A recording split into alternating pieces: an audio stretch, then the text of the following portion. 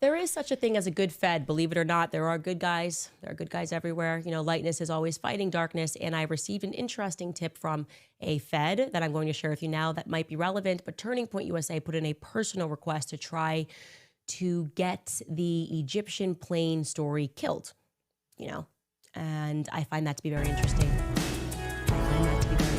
What is it about these Egyptian planes that Turning Point USA didn't want them to be discussed? I don't know. But I am going to find out. I think we kind of have found out in a weird, really effed up way, actually. It makes my stomach turn. I'm going to miss Charlie. I really am going to miss Charlie. And I think when Charlie was assassinated, there was something about it. I knew that this story was going to be dark. Instantly, I knew that Charlie was betrayed. There is such a thing as a good Fed. Believe it or not, there are. All right, what's going on, everybody? Whew. Candace, we have to talk about Candace tonight. I can't believe I had to make her the center of my show, but we're here. We're at that point. So welcome, everybody, to American Fire. I hope you're doing well tonight. We have a lot to talk about. Candace Owens being just the beginning of it. Oh, man. Okay. So much to go through with her. But also, this is going to be a packed show. So we're going to talk about Candace, everything she's got going on, what I think about it. Not favorable. I'll just give you guys a heads up there. But on top of that, we got Trump had a cabinet meeting today. We got what's going on in Venezuela. There's so much going on. And then some more financial news.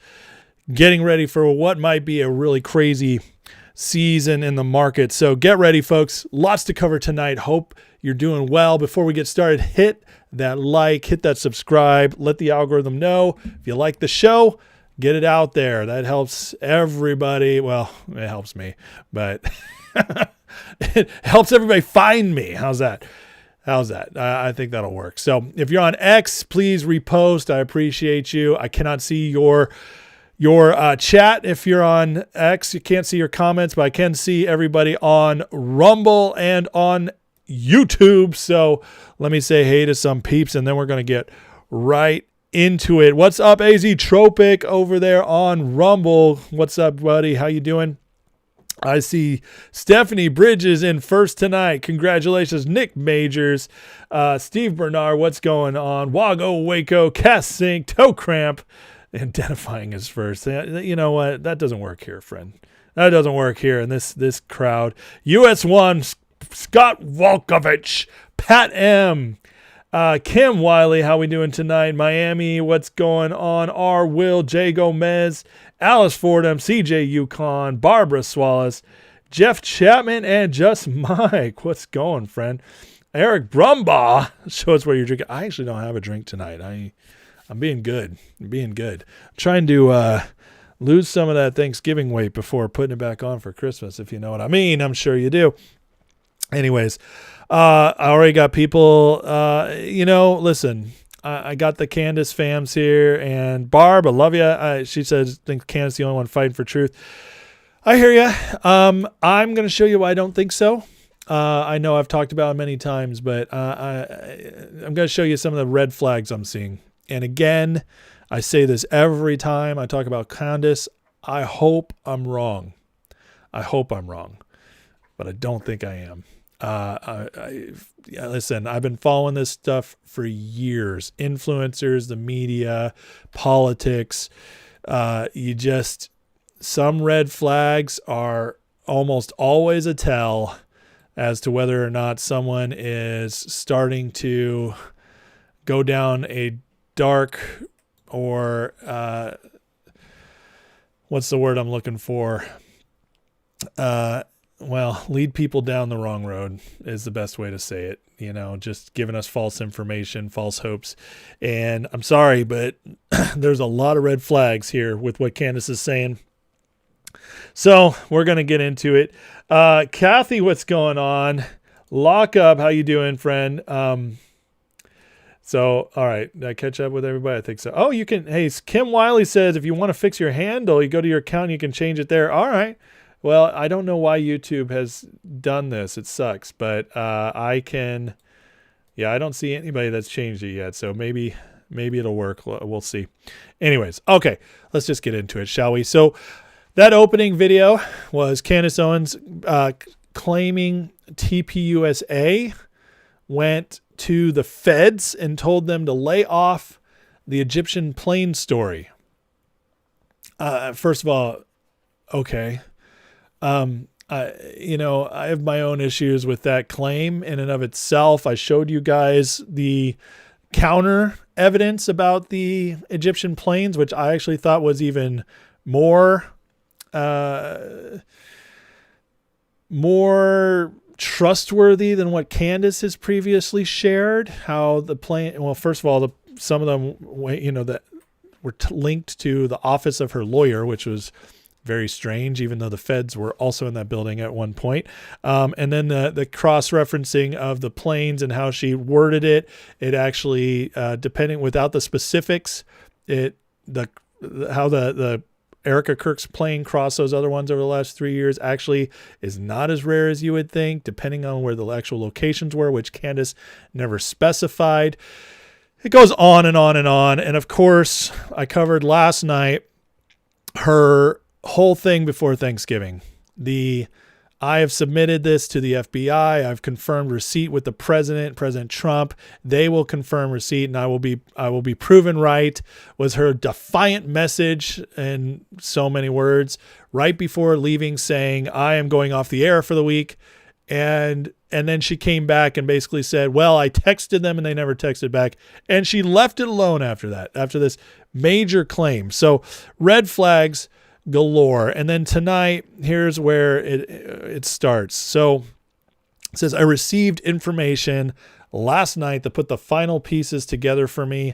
I now can say with full confidence, I believe Charlie Kirk was betrayed by the leadership of Turning Point USA and some of the very people who eulogized him on stage.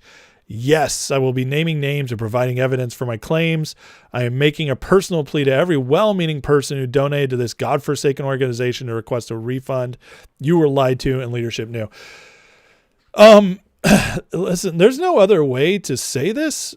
This is a full-on attack to destroy TPUSA. I have lots of thoughts. Number one is, if Charlie Kirk was my best friend, as Candace Owens claims, I find it very difficult to believe that I would want to destroy their life's work within months of them leaving.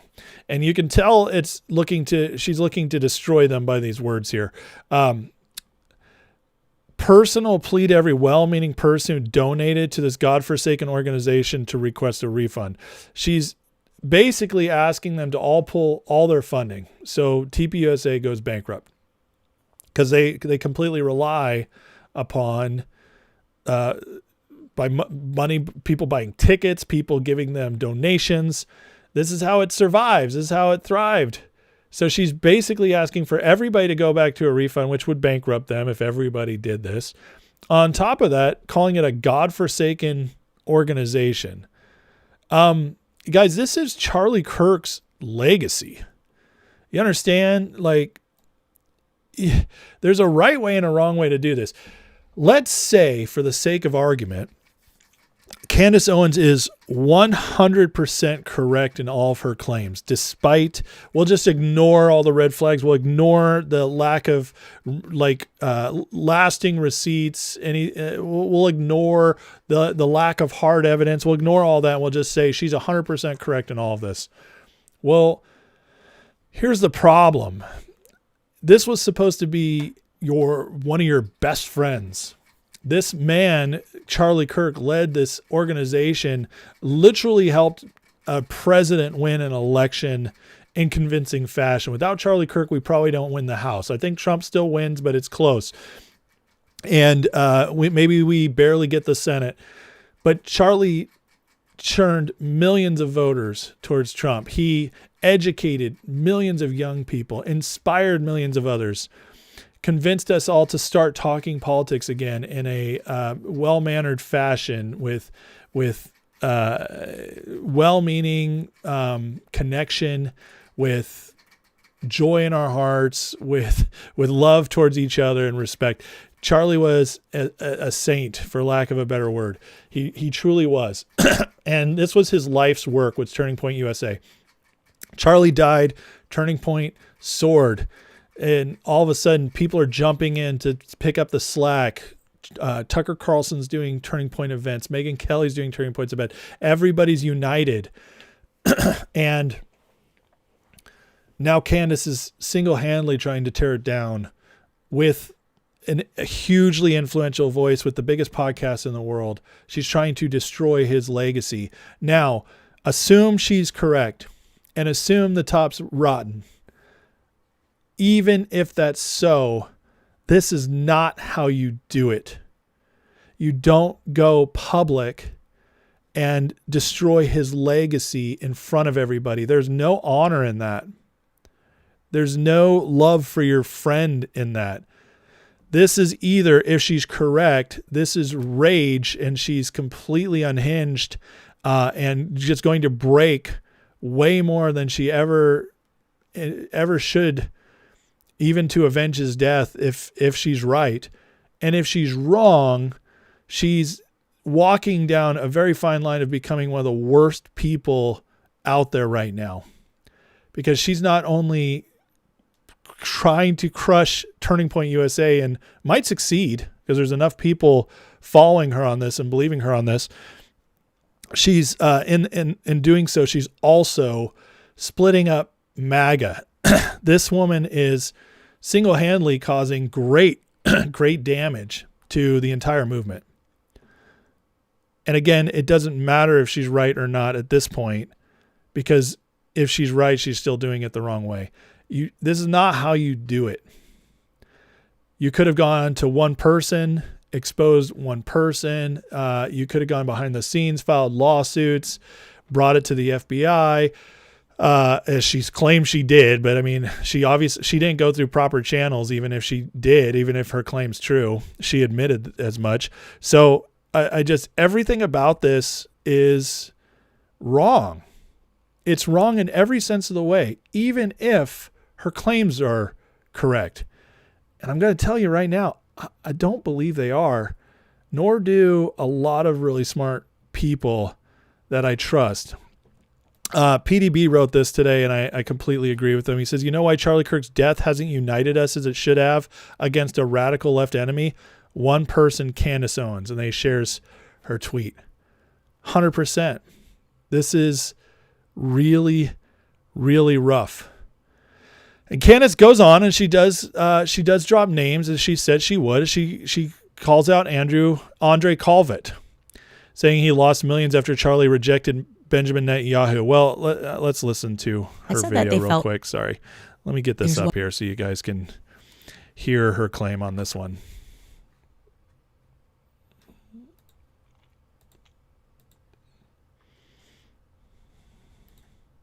One more thing that came in regarding Andrew Colvett, very close family friend of Andrew Colvett, had messaged me early on, and I, again, was not tracking any of this at the time, but they had said that they felt that Andrew Colvett was acting weird, and I'm sure that's not a big deal. I think we were all acting weird. Charlie Kirk was assassinated, but moreover, they had mentioned that specifically Andrew had told them that when Charlie said no to Bibi, he lost out on millions. Now I'm going to say allegedly because this is a tip, but I have that tip in writing. I'm not lying to you.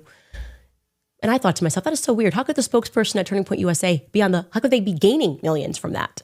What is the structure here of these contracts that even people that are in PR, people that are like running PR departments are getting tips on the basis of donations? I don't know how this is working, but we need to figure out how this is working. I think it's really important that we learn the truth about what happened. Okay, so right there, she's basically alleging that Andrew Colvett, friend of Charlie's, one of the new leaders of Turning Point USA with Charlie gone, he lost millions because Charlie turned down Netanyahu, and this gives him motive to kill Charlie. So that's not saying enough. Listen to how Tim Pool breaks down exactly what Colvett was likely doing. And I think she first had the 8th grade, and I was like, this is funny because this just came up on Timcast IRL the other night. I think it's actually around 7th grade, and then I was like, I double checked because we pulled up the data, and it actually ranges from between 5th to 8th grade, so it's like 6th, 7th grade reading level. And if I don't think Candace is stupid, I think she's actually super intelligent. I think she's a genius, and what I mean by that is not that she's a good person, but I believe that she is extremely aware. She is quick to learn and understand what she is doing. That's why I think what she's doing is amoral, is wrong. It's immoral. Because the way she just phrased all of that to imply that there was some illicit deal with Andrew Colvett in Israel, it's exactly what she's been doing. And I'm going to say this, much to the, I suppose it'll sound elitist and insulting, but the people of low reading comprehension who can't parse through the manipulations, they believe this. I was at the poker room over the weekend, and there were these young guys who were like, "Did you hear that Candace is in hiding now because Israel and like they're trying to kill her over this Charlie stuff?" And I said, "You mean how she posted her show was off the air for the week because it was Thanksgiving?" And they were like, "She didn't say that." I'm like, "Yeah, she didn't say anything. It was vague." That's what she does, vagaries, so that you connect the dots and you can believe whatever it is you want to believe without her actually having said anything. So let me put it like this. If Andrew Colvett is working at a nonprofit, or literally anybody works in a nonprofit, often you get commissions on, it's called development. If you bring in a large donor, you will get a commission. That is completely normal at nonprofits. You may not like it. People may say, I think it's wrong that you get a commission on donations, but nonprofits are the same as any other business. Mm-hmm. So executive directors at nonprofits, at big ones, are going to make $1 million salaries. And I honestly think it's stupid that people get mad about this, because if you want CEO level talent, you have to pay CEO level wages. Usually it's not going to be identical. Mm-hmm. I think Charlie was getting, I think they say it was around $1 million between four different nonprofits. And he was worth substantially more than that. His show alone was probably bringing way more anyway. But if Colvett or literally anybody was organizing some kind of deal, be it with Netanyahu or anyone else, now you can argue that in of itself is wrong. But getting a commission on a donation is actually fairly routine for big organizations, especially when someone is working, they call it development. So the insinuation now is that Turning Point USA killed Charlie, but the sledgehammer, of course, is when she says everybody should request a refund from this organization. Now, obviously, y'all know that we have the minorest of drama issues with Turning Point. We're not going to be there at AmFest, but it is. Okay, so Tim basically breaks it down right there. There's nothing weird about Colvett getting this money. And if it's based on donations, I've worked for nonprofits as well. It's very true. You can have instances where you might get a commission by bringing something in because, again, they have to pay you somehow, and so they want to. So there's nothing weird about that. And then also being in a nonprofit like that where there's constant donations and everything, you're going to have people come and go. You're going to have times where the donation falls off. That's not that big a deal. You get the next one. This Turning Point was making money hand over fist.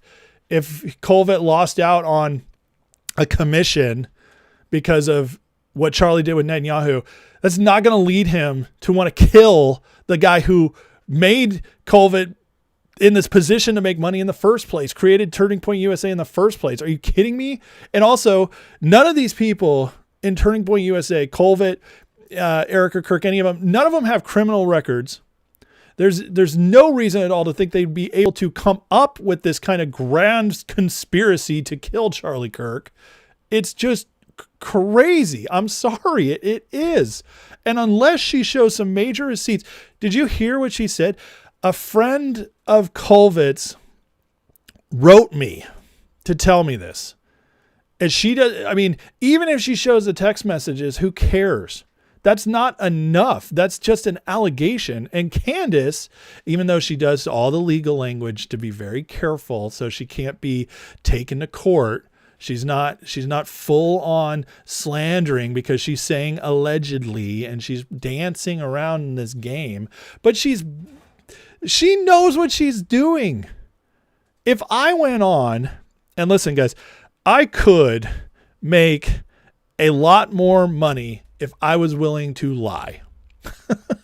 I could make a lot more money if I was willing to sell out. I could come up with stuff. Listen, I'm in marketing. It's my job to come up with stuff. I could do it easily, but I have a conscience. I actually care about what we're doing in life. I believe in honoring people. So you got to do it. You do it the hard way. You do it the long way. Candace, what she's doing right now it's disgusting. It's disgusting. And I'm sorry, we're at the point where even if you believe her, you should be disgusted by how she's doing it. You really should be. It's a big deal when somebody like Tim Pool's willing to call her out, because Tim is friends with all these people, but Tim is like me. He did things the hard way.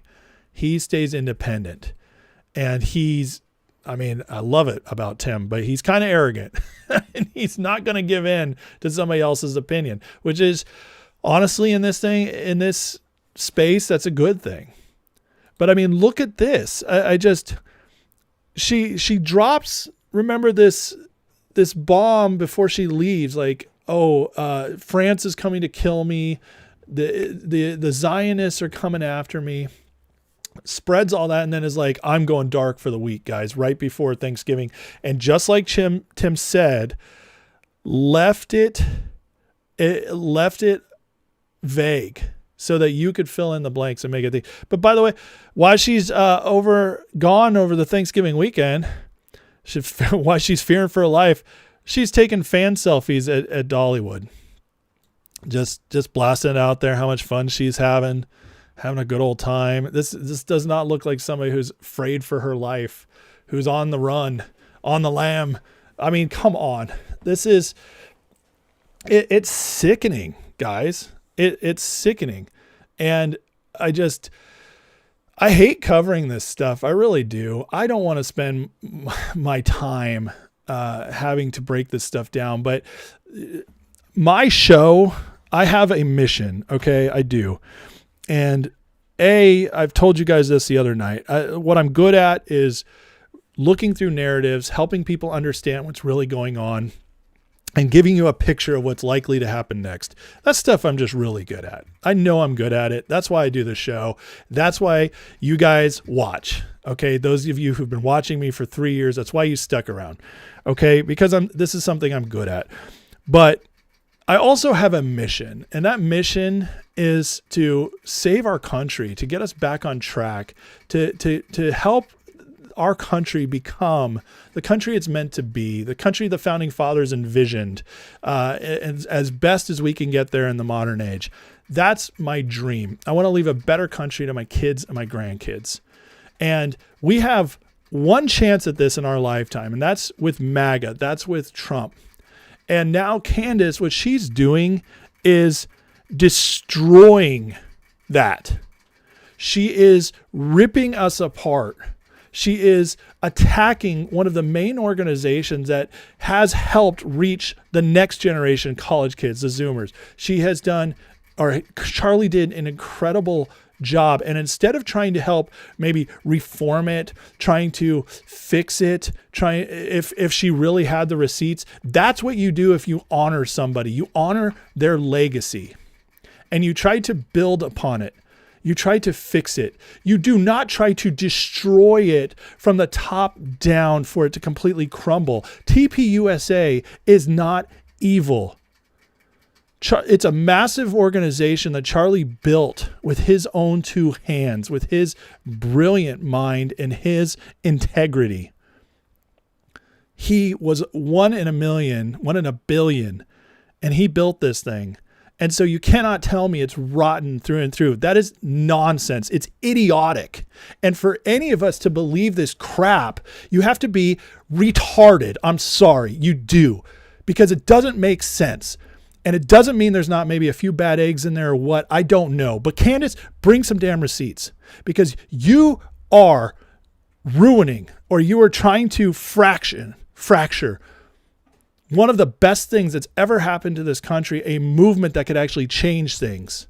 And you are one of the problems. And don't give me any of this nonsense that you're being attacked. You are being platformed. You're being built up. And anybody with any logic, any ability to have logical thought has got to stop real quickly here and start critical thinking and start asking yourself, if this woman's so persecuted, if she's going through such a tough time, if she's really on the money and they're trying to hide it, why is she being platformed to get bigger and bigger and bigger? Why is she raking in the millions on these stories? All while tearing down a good man's life work. It's pathetic. It's disgusting. Candace Owens, you are evil right now. What you are doing is evil. And it sickens me. It sickens me.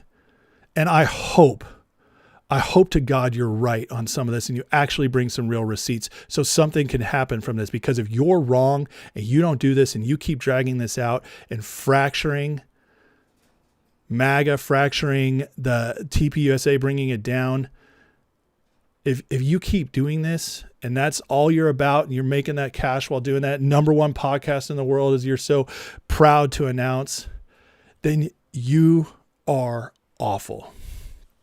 You're awful. And I hope you go down in flames and I hope you get exposed. It's time. This is so sickening. It's so sickening. Listen, Jeff, I love you. Ian Carroll is an absolute idiot. He is a CIA plant. Jeff, you are way too smart to fall for Ian Carroll, bro. Ian Carroll is one of the biggest frauds there is. That dude, you can't even find anything on his background. Try to research him. You're too smart for that, Jeff. You are way too smart for that. This is gross, guys. This is absolutely gross. And so it's time, like, honestly, if I don't want to keep covering Candace, it's a waste of time. It's like, except for the fact that it has to be called out. But her stories at this point, it's like, it's just daytime television. It's just soap opera. It's like, it's baby food for, like baby conspiracy theorists who can't do the research, who cannot critical think. That's what Candace Owens is at this point. It's, and everybody who actually is doing the work can see it. Everybody who can figure this out can see it. The only people I see supporting Candace are the shill types, like this guy who's posting and loving her. It's was it Evan Kilgore? Where is he?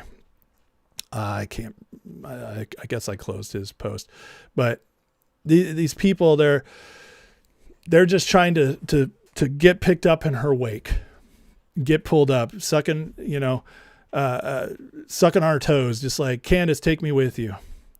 It's pathetic. It's absolutely pathetic. There's nobody respectable picking her up. And you know how you know this? Trump didn't touch her. Hey, Jeff, ask me this, Jeff. Okay. And Jeff, I love you, buddy. We've had lunch together. I like you, but you got to answer me this, bud. How can she go out and say Trump's about to confirm this? The FBI has my stuff. And then the next week say all she did was send a text and didn't get a response. How you don't have a problem with that, Jeff? Come on, dude. Critical think, bro. Yeah, this is ridiculous. And I'll tell you one thing, guys. Nothing has come from any of Candace's reporting, including the Brigitte Macron stuff. Okay? And listen, that was more convincing than what she's doing with TPUSA. Her whole Brigitte Macron's actually a dude. That was more convincing. And I'm not fully convinced, but it was more convincing than this, and yet it's led to nothing. So, other than to just cast doubts. And she spent how many months on that? And it led to nothing except for making Candace more popular. Now this right here, what is it going to head to? It could ultimately bring down TPUSA if there's any receipts. But even if she doesn't bring the receipts, which she hasn't, even if she doesn't, it's still hurting one of the biggest moments because it's putting a bunch of doubt into something that was actually having a ton of momentum. And do not get me started on the fact she didn't even take her time to research this. This is not a bombshell investigation that she launches 2-3 months after doing the work. No, she started, his body was barely cold, and she just started throwing this stuff out there. No honor. I'm sorry. There's no honor in this. And so when somebody doesn't have honor, I immediately doubt them. I would never, I have several friends, okay, who lead organizations who are involved in major things in the U.S. I would never in a million years, no matter what happened to them, treat their life's work, treat their wives, their spouses with this little honor. It's disgusting. And Candace Owens is shameful at this point. I've given her so much leash because I used to like her and I wanted to believe, but at this point look, it makes me sick. Look what she's doing today in order to just get people on her side. She's just sharing Charlie writing her scripture. From 7 years ago, by the way, that's my birthday right there. 7 years ago, she's just sharing Charlie sending her scripture as if okay, what does that prove, Candace? It proves Charlie was a good dude. But can you not see how she's just using him to platform herself?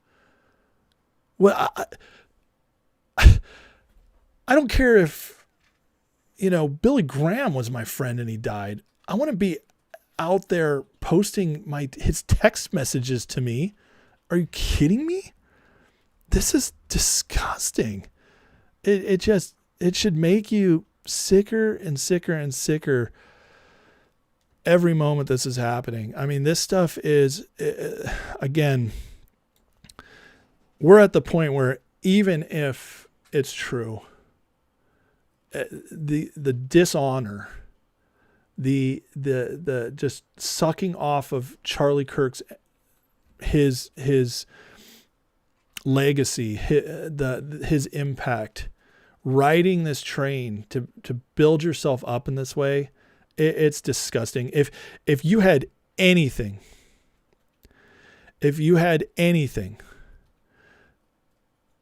you would make absolutely 100% sure it was true before you put it out there. That's the only honorable way to do this. And so you don't just take a bunch of people on the journey. Because think about this. If she's wrong, she's already seriously hurting lives of people who might be good. And this has been Candace's MO ever since she left Daily Wire, and she just became, an Israel hater. I don't know if she's a full-on Jew hater, anti-Semite, but I'm just telling you, it's sick. So again, I look forward to when I don't have to cover her anymore. I look forward to when her stuff isn't actually damaging, because hopefully she completely falls apart, or she actually delivers something real, and I can maybe feel a little bit better about this. It still won't excuse how she's doing it. There's no excuse. But right now, all this is doing is damaging. It's damaging a movement. It's gross. And so, listen, Jeff, Barbara, I love you guys. You're so wrong. And let me tell you why you're wrong. Because there are actual Kash Patel, J.D. Vance, Donald Trump Jr. These were some of Charlie's best friends. You better believe they will get to the bottom of this. Trump thought of Charlie as like a fourth son. Those are his words. You could pretend that Candace Owens is somehow better friends with Charlie than that, even though they had a falling out, even though all of her text messages are from years ago because they didn't talk much anymore. You can pretend all of that. But the truth is, Charlie was closer to J.D. Vance than any of these people. Charlie loved JD Vance. And by the way, Jeff, I know you love Whitney Webb. Whitney Webb thinks JD Vance is a technocrat. Charlie doesn't. So how all of a sudden do you think Charlie's so important and matters? Okay. Like that blows away your whole narrative right there. Whitney Webb's another fraud. And the whole technocracy thing is BS. The whole Palantir thing is nonsense. But this is, I'm more mad about this. And it's just like, once you go a couple levels, it breaks all apart. I would not want somebody investigating in front of the world, first of all, because you're going to come across wrong things and blow up his work in the process. And secondly, if the vice president is your best friend and another friend of yours is heading the FBI, you leave it to them at least for a while. You don't start doing this just a couple weeks after. It takes time to run these investigations. We haven't even had the trial with Robinson yet. No, this is all about Candace all the time. That's exactly what's going on.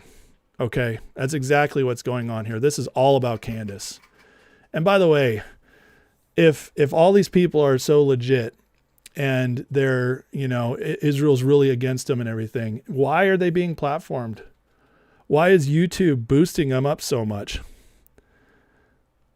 No, Jeff, you're so wrong. Jeff, you're so wrong. I can see why you haven't come on my show in a while, Jeff, because you have nothing to share.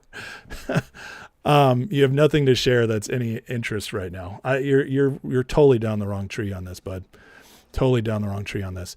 And thankfully, Tim makes a great point here in sharing how easy it is to create all of this. Okay. This is all you have to do, because this is what Candace is doing.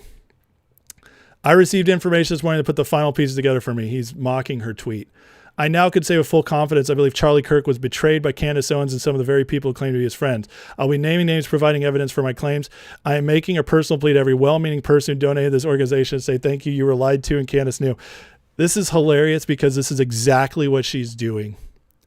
No receipts. You know what her receipts are? Text messages from 7 years ago about Charlie writing her scripture and phone calls. Phone calls are people sending her spreadsheets. That's the only receipts we've gotten. and yet people will believe her over like the whatever else actually going out there, over logic and reason, over putting two and two together. Are there questions about Charlie Kirk's death? Yes. Are there things we should be wondering about? Yes, absolutely. That's not the question here. The question is, who is this benefiting all this? Because so far nobody's benefited from any of this except Candace herself. And this has now been going on for 3 months and just keeps getting worse. So, this is all Candace is doing. And there's plenty of people out there willing to believe it. And you know why? It's because the people who want to believe this stuff it's the black pill types who they see no hope. They want to believe everything's a lie. And so they will follow the people who do nothing, who never help anything, who never accomplish anything, who never do the hard work and just question everything. And they feel somehow they're more trustworthy than the people actually doing the work, than someone like Trump who took a bullet actually trying to get all this done, who's actually making our country better. Are you serious right now? This is so stupid. I'm sorry. I'm so done. And that's even to people I consider friends stuff. It's like, I appreciate you guys, good people. But Jeff, is TPUSA showing good faith in terms? How about the fact, Jeff, that maybe they're just waiting on seeing what the FBI comes up with? Because you know what? That's what I would be doing. My organization is built to as a political movement.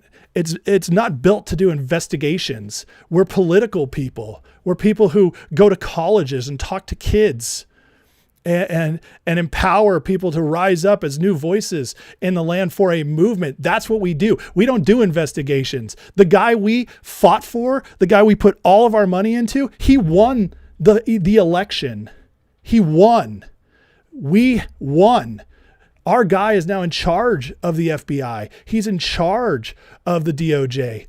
You know what we do then? We trust them, the guy we fought for to win. We trust them to do the investigation. That's why TPUSA isn't investigating it. Come on now. This isn't hard, Jeff. This isn't hard. Okay? It's just not. If you trust the people in charge, which TPUSA does because Charlie did, you let them do the investigation. You let the professionals do the investigation. If I trusted the local police chief and my house was broken into, I don't go investigating it. Come on, this is so stupid. If you want to, TPUSA is not investigating. That is the most retarded argument I've ever heard in my life, Jeff. Come on. You're better than that, Jeff. Jeff, you are a smart dude, man, but you've been so black-pilled. You're following the retards. You're following the most stupid logic. There's no logic in what you're saying. Wake up, bro. I know you, I know you. You're better than this. But you don't want to use your mind to this stuff because you want to believe it. And that's the problem right now. A bunch of people want to believe something that just has no evidence to it whatsoever. It's just got questions. Well, questions aren't evidence. Use your brain. Use your critical thinking skills. If you use your critical thinking skills, this all falls apart very quickly. I didn't want to get so heated on this, but it does. It pisses me off. It pisses me off that good people like Jeff are being bamboozled by a con artist. Because at best case scenario, she's conning your emotions, even if she's got the goods, because she's drawing it out and she's making bank off of it. She's making bank off your views. Bank off your support. That's best case scenario. Worst case scenario, she's just a total con artist, just making stuff up. And honestly, that's the only two paths right now. It's sick. It's sick. And it pisses me off. Okay. We're going to move on. Alrighty. Sorry, guys. That's the Candace update. I got it. Please, Jesus, make it stop. I just don't want to talk about Candace anymore. It's so ridiculous. So ridiculous. Jeff, are you kidding me? Jeff, I see what you're writing. Do you understand how it doesn't matter? Okay. Could Tommy Robinson have been MK Ultra? Sure. I'm okay with that if that comes out. But are you serious? I'm not name calling you, Barbara. I said the logic here is retarded. I didn't say you're a retard. I mean, come on. Jeff, dude, you're the one deceived. You're the one deceived. There's no logic to any of this.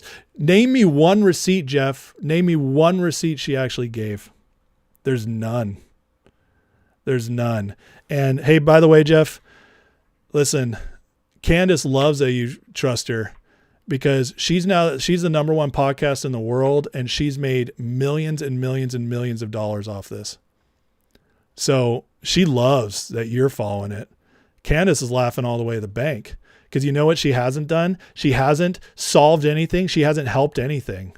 Nothing has come of this. Have you thought about that? Have you thought about that at all? How she's never delivered on anything? And except for the fact that she just keeps getting richer.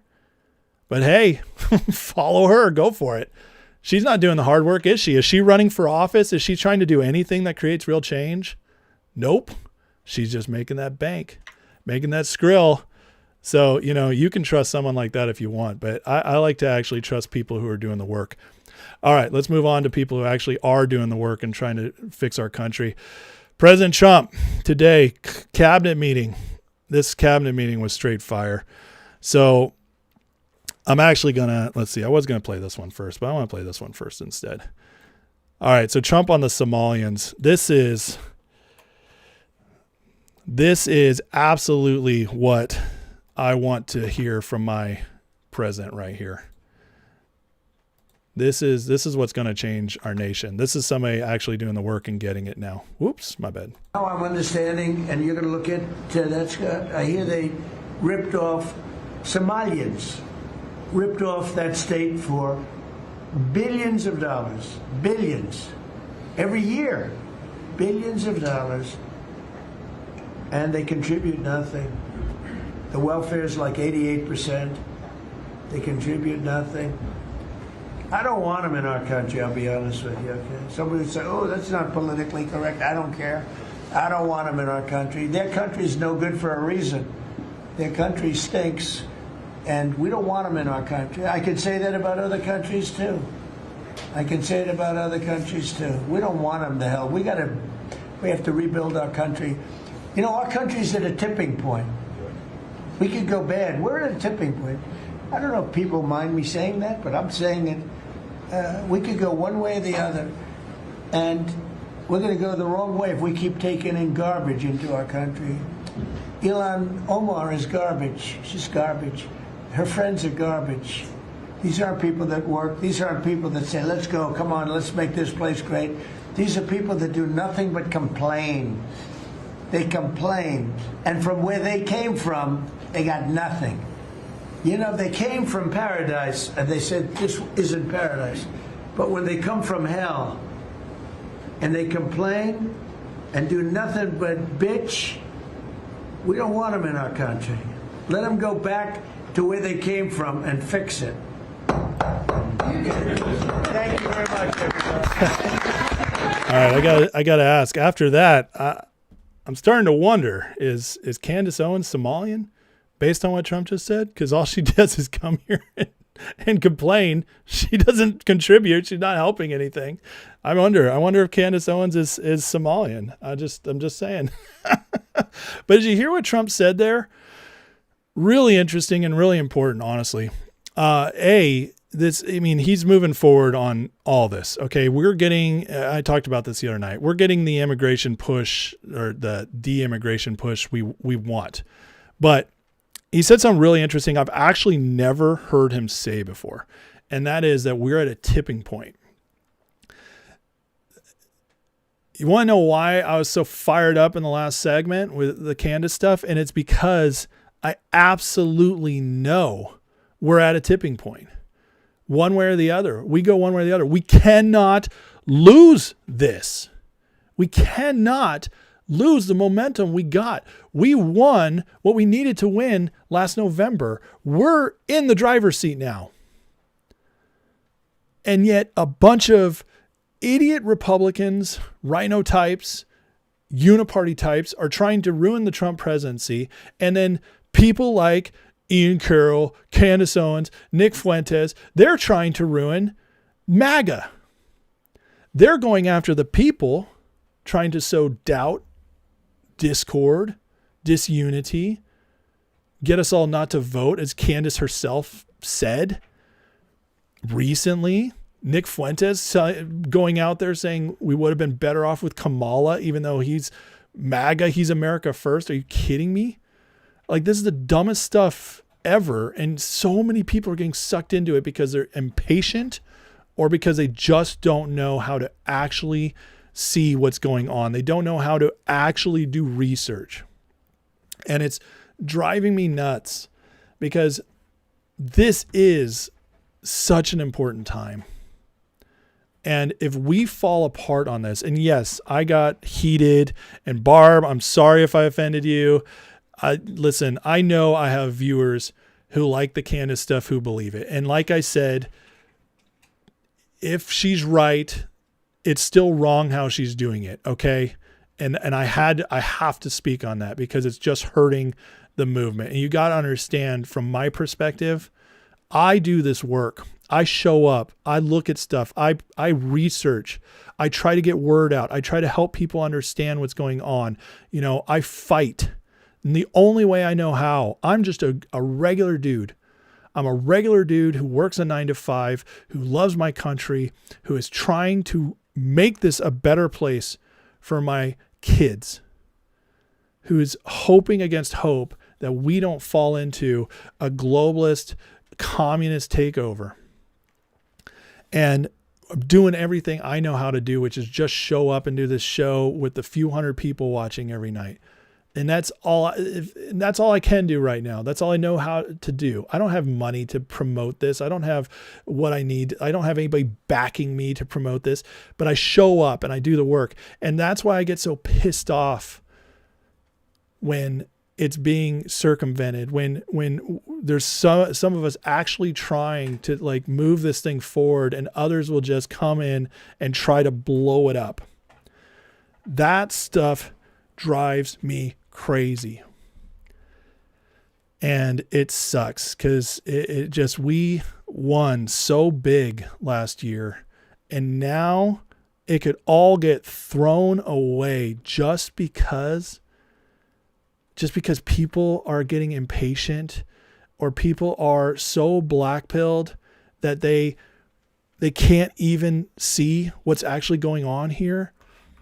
That we finally, I mean, anybody who sees like the Trump administration and thinks he's one of them, who thinks he's deep state, who believes any of this nonsense, after all he went through and how much they hate him and how they're even doing a color guard revolution against him right now. Nothing. We've never seen any of this before. You know what they would do if they were actually still in control? They would just be pretending everything was fine. There wouldn't be all this fighting amongst each other. It would be the Obama years all over again, where the media is celebrating him, or the Biden years where they're just trying to cover up everything. It wouldn't be nonstop attack after nonstop attack from every angle. That's where the desperation is. And that's all the proof you need to know that this is different. But yeah, we're at a tripping point. We're at a tipping point. And we have to win this. And Trump is the only way we win this. It's just the truth. It's the only way we win this. And we have to believe. If you're a person of faith, how many times do you have to trust God in situations you don't understand? Well, do you know that God uses men? That's all throughout the Bible. God's using Trump. God put Trump in this position because it's only miracles that got him there, folks. You want to know who God's backing? Look where the miracles are. Look at the guy who survived every attempt on his life, on his wealth, on his freedom. It's miracle after miracle after miracle. So if you want to know where God's favor is, that's where you find it, because nobody else survives what Trump went through. And so that's all the proof you need to see. And if you understand how God works, you understand scripture, you walk with God, talk with God, you can see it plain as day. So yeah, I know what we're up against and I know who to trust. And so I got to trust the guy who actually can do something. And I'm not going to waste my time doubting every little bit, doubting like that it's all falling apart, because that's a waste of time. Because all it's going to do, because we have two choices. I'm sorry, that's how it is. Either Trump wins and is the guy we want him to be, or what we hope he is, and gets this taken care of, or we split apart and the enemy, the far left, the globalists, they're united. They're not dumb enough to fall apart like we do. And that tells you also that we're the side of freedom, because we actually allow disagreements. But the point is like we're missing what we have right now when we let stuff like what Candace is doing happen, because it is throwing it all apart. And that's what it tells me also. Candace is too smart. People like her are too smart. They know, because it's either Trump wins and we actually start moving forward in the right direction, or we get the other side in power. Those are our options, folks. There's nobody else coming. Or you can be like somebody who's just like, well, I'm just trying to get off into the woods. Oh, great. Enjoy that. That'll be fun. Just go live in the woods then. Enjoy your little life. But eventually they're still coming for you. Nobody ever changes the world. Nobody ever gets off by running forever. That's a miserable life. So what's your choice? Trump says we're at a tipping point. Well, everybody paying attention knows that. But the good news is he knows it too. And if you don't think things are changing, I mean, look at this. Look what Secretary Rollins had to say today about SNAP benefits. This is huge.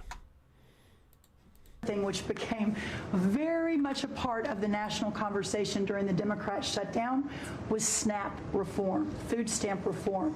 When all of America saw what so many of us know and have been working on, but when you have so much rampant fraud in a program that 42 million Americans participate in, now a big good piece of news that I hope is written about, since you became president, about 800,000 of those 42 million have moved off of food stamps, which is hopefully the plan with better jobs, higher wages, etc.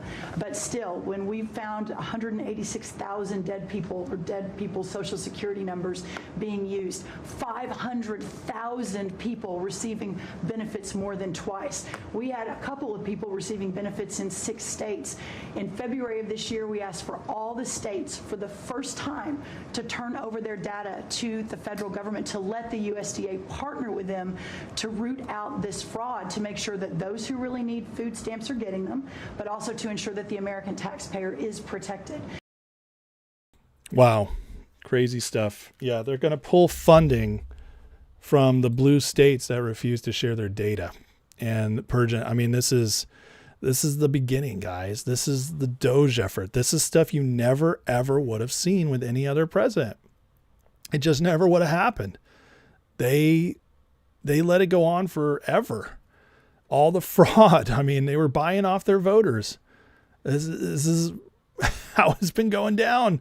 Again, I mean, I see this kind of stuff, actual action, actual people doing stuff.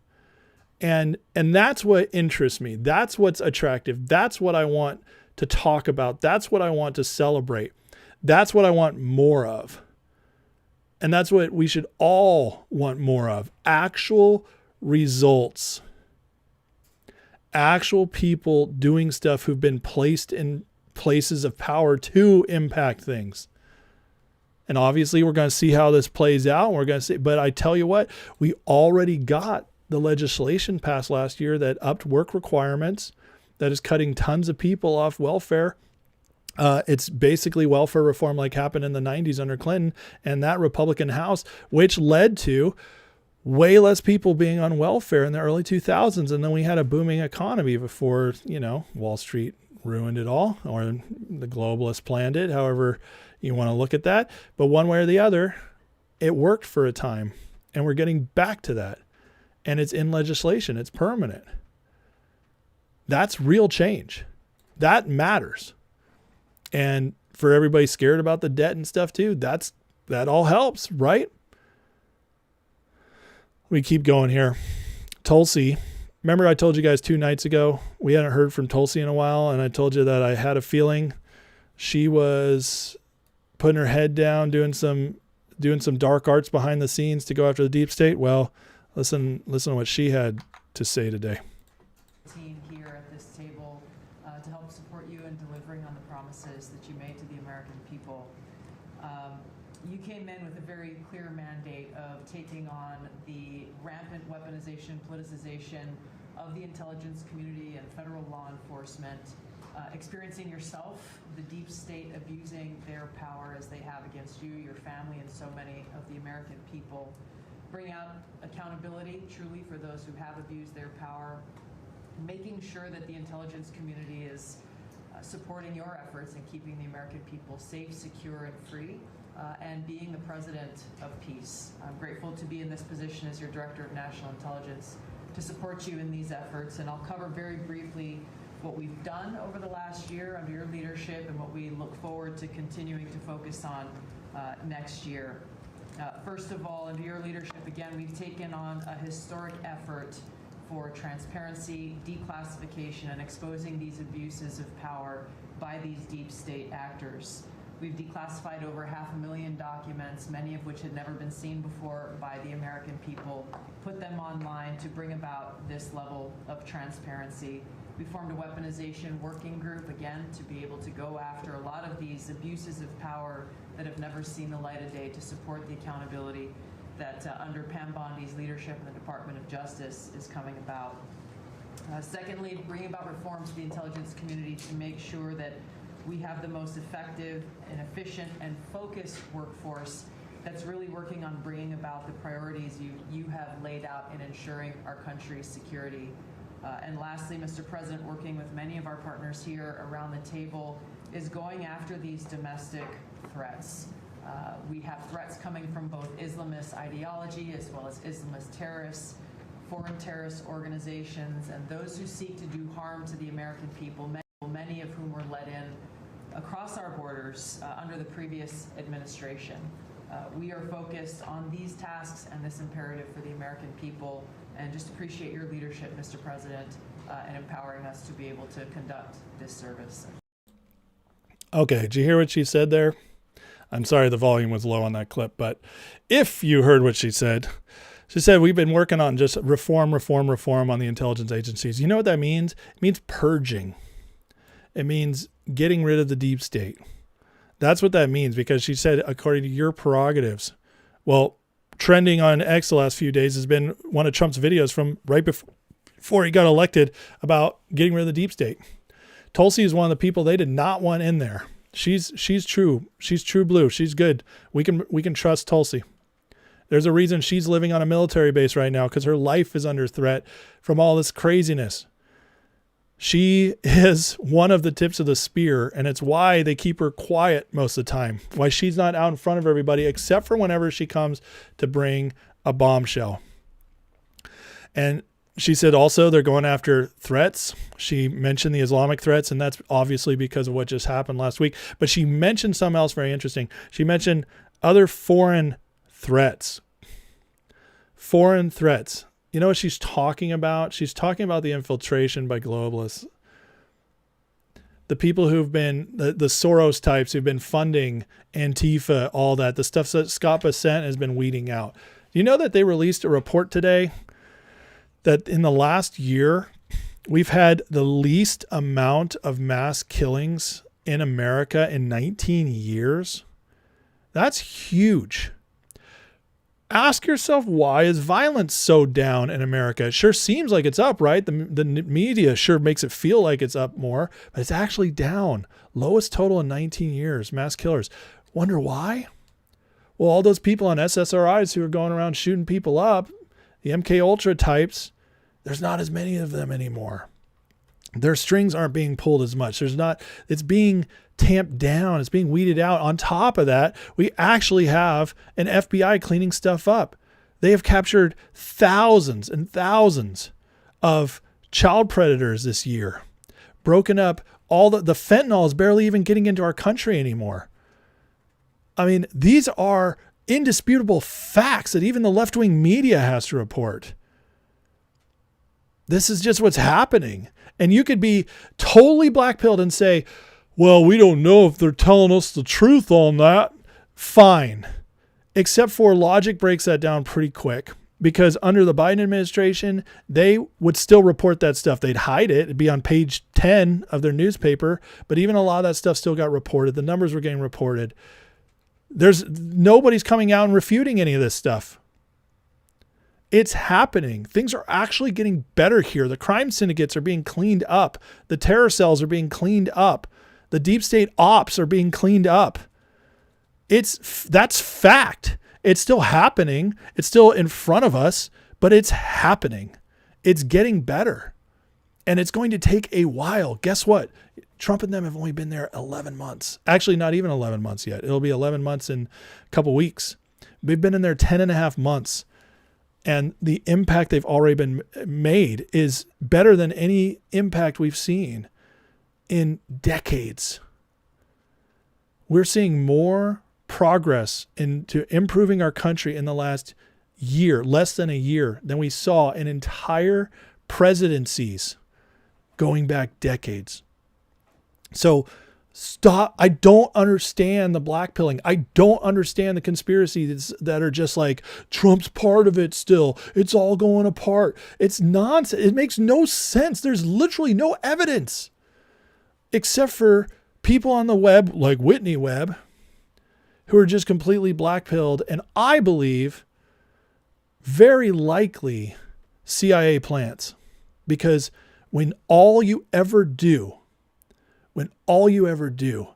is bring hopelessness to the conversation, when there's never hope, when there's only problems and never answers, there's something wrong. And if you have influence, there's usually a reason you're there. And it's usually not a good one. And I'm not saying there aren't some people who are just wired that way because of that's who they are. They're hopeless, they're hurt, they're in pain. And so all they ever see is hopelessness. So they always see things through a lens of darkness. Fine. But those people usually don't have literally hundreds of thousands of people following them. And so when I see nonstop hopelessness, when I see nonstop complaints, when I see people who are out there, who are platformed, who are influencers, and all they do is promote conspiracy after conspiracy, they never bring receipts, or they sprinkle in receipts that other people have as well to kind of back themselves up. But then they drop these bombs that don't have receipts behind them, but they built the trust through the other stuff. That's also a method of persuasion. It's a method of deceit. Even the devil, when he tempted Jesus, used scripture. He used truth. But you know what he did? What Jesus was smart enough to recognize? He used it out of context. That is the devil's way of deceiving since the beginning of time. The devil doesn't come up to you and say, yo, the sky is red. And you're like, well, that's an obvious lie. No, he doesn't say that at all. He says the sky is blue, the grass is green. He gives you a bunch of obvious truths, builds trust. And then he whispers something in your ear to get you down, get you scared, get you worried, get you blackpilled. That's what the enemy does. And so, listen, I'm just telling you, like, this stuff is actually happening. And there are so many people out there, and you guys don't have to trust me. Listen, I'm not asking you to trust me. All I come here and do every night is I just go through the stories. I show you guys what's actually happening. I show you who's actually saying stuff. I show you statistics. I show you facts. And then I give my take on it. That's all I do. And so if I build trust, it's from that. How many predictions have I made in the last year that have come true, guys? At this point, 50, 100? It's not because I'm a super genius. It's not because I'm reading the future. It's because I know and understand how this stuff works. And I know and understand where it's going. And I know, and I've chosen the people who I trust because they deliver. And that gives me insight into what happens next. And that's how I'm able to make so many predictions that come true. Just like I predicted the election, just like I predicted J.D. Vance would be VP way before anybody was talking about it. It's like I keep telling it, like the stuff like Tulsi. I said this the other night. She comes out today, says exactly what I've been saying. I got more on Tulsi in a minute here. Just like I told you guys about Russia and Trump building an economic plan. And then they come out with the plan with Ukraine a couple months later, exactly what I told you they were doing. That's how. It's not because I have insight. It's not because I'm getting an angel coming to me and telling me the future. It's not because I have Project Looking Glass. It's just because I know how to put two and two together, and I can make a very educated guess on where it's leading. And I'll tell you what, all these other people, wrong all the time. But this isn't about me. It's just about doing the right work. And I promote anybody who does the right work. Tim Pool does the right work. He's good. I've vetted Tim Pool constantly for years. You can trust Tim. There's several others I show you guys you can trust. So listen, that's how it goes. And that's why I can be right so often. And it has, and how I can call out the people talking nonsense. All right, where's my other Tulsi? I had one more thing on Tulsi here. Where'd it go? Did I lose it? Did I accidentally delete it? Oh, crap. I might have deleted it. Whoopsies. All right. Well, let me share a couple things here. Oh, is it this? Yes, here it is. Okay. Found it. All right. Trump's posting from Tulsi Gabbard. DNI Tulsi Gabbard says more documents exposing Barack Obama and his leadership role in the Russiagate hoax are going to be released to the American people this week. She's officially referred Barack Hussein Obama to the DOJ for criminal prosecution for his role in seditious conspiracy, unprecedented attack on duly elected president of the Republic as a whole. Obama took the time to respond, which he rarely ever does, so he knows walls are closing in. DNI Gabbard confirmed how close we are to Obama indictment, justice at long last. Huge development in Obamagate, and Trump reposted this. So that's how we know it's got teeth to it. So be watching for that. Be watching for that. That's what she's been doing. That's why her head's been down. That's why we haven't heard from her in a while. And meanwhile, while we're on the topic of exposure, there's a lot of stuff coming out about election theft and Venezuela, and Elon's been out there talking about it. And then Trump reposted a Benny Johnson story that's very interesting, but just they're starting to get more and more of it out. And we are going to see, I believe, in the next 6 months, a trickle of nonstop exposure. We're going to be getting a lot of Epstein stuff, which again, that's one of those ones I called it. Remember, I said this was a setup by Trump. And then what did he do? He rug pulled him at the last minute. Now the Democrats won't talk about it because they never thought it would pass. They thought Trump would fight it. He'd veto it because they were hopeful he was in it. They fell into his trap, voted it all through, and now it's coming out and it's only going to hurt them. This is what's so fun about all this. It's not hard to see where it's going when you do 2 + 2. But Tulsi is key to all of this. They just found Kash Patel just announced burn bag of more evidence, Durham annex with all kinds of evidence. I mean, it's going to get really fun the next 6 months, guys. Really, really fun. Okay, a couple last things that are just interesting real quick that happened at the cabinet meeting. Trump called out Susie Wiles. Remember last week? Was it last week or the week before? Maybe it was the week before. I think it was early last week, actually. The whole PSYOP. Trump's done with Susie Wiles. She's getting out of there. Well, this is what he thinks about Susie Wiles. Everybody at this table has done a fantastic. And Susie, thank you for doing a great job as our chief of staff. First female chief of staff in the history of our country, which is pretty amazing when you think of it, right? And she's the best. Thank you very much. Great job. He's calling her out. He's making a point. Susie ain't going nowhere. Kash Patel's not going nowhere. You know who keeps saying these people are going places? Only two people, or two kinds of people, I should say. The liberal media that hates Trump and is trying to tear him down, trying to psyop us. And you know, the liberal media gets all their talking points from the deep state. You know who always sounds exactly like them? The Ian Carrolls of the world, the Whitney Webbs of the world, sound just like them. Oh, Trump's, he's got to get rid of these people because they're working and blah, blah, blah. They're either working against Trump, according to these folks, or they're all just controlled by Israel, which we're not even going to go there because that's obviously, you guys all know. You guys know all by now, but the Israel PSYOP's the dumbest one out there. And then President Trump, I'm sorry, Vince, this one's for you, buddy. But you're going to be a little sad to hear this one because got a lot of friends, good people, who truly believe Trump's running for a third term, and then Trump says this. Because I want to run against it, whether it's not going to be me, it's going to be somebody that's going to probably sitting at this table. It's not going to be me. Could be a couple of people sitting at this table. Could be a couple of people running together sitting at this table, But sitting at this table. So Trump's telling us over and over again, this is it. He's going balls to the wall the next 3 years to destroy the deep state as best he can, to break all this up, destroy the Democratic Party and purge the Republican Party. That's Trump's mission.